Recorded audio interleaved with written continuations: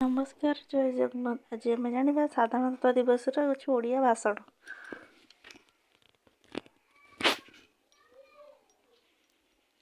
ସମ୍ମାନୀୟ ସଭାପତି ମହୋଦୟ, ପୂଜ୍ୟ ଗୁରୁଜୀ, ଗୁରୁମାବୃନ୍ଦ, ଉପସ୍ଥିତ ଭଦ୍ରମଣ୍ଡଳୀ ଏବଂ ମୋର ସ୍ନେହର ଛୋଟ ବଡ଼ ଭାଇ ଓ ଭଉଣୀମାନେ, ଆଜି ହେଉଛି ସାଧାରଣତନ୍ତ୍ର ଦିବସ। ଏହି ଦିବସ ଅବସରରେ ମୋତେ କିଛି କହିବାର ସୁଯୋଗ ମିଳିଥିବାରୁ ମୁଁ ନିଜକୁ ଧନ୍ୟ ମନେ କରୁଛି।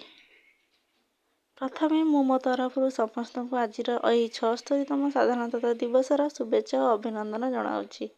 ପ୍ରତିବର୍ଷ ଜାନୁଆରୀ ମାସ 26 ତାରିଖରେ ସାଧାରଣତନ୍ତ୍ର ଦିବସ ଭାବେ ପାଳନ କରାଯାଇଛି।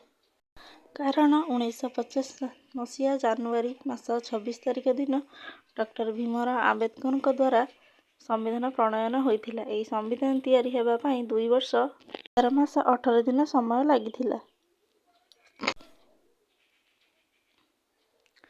ଏହା ଏକ ଜାତୀୟ ପର୍ବ ଅଟେ, ଯାହାକି ପ୍ରତ୍ୟେକ ଭାରତୀୟଙ୍କ ପାଇଁ ଏକ ଗର୍ବ ଓ ଗୌରବର ଦିନ ଅଟେ।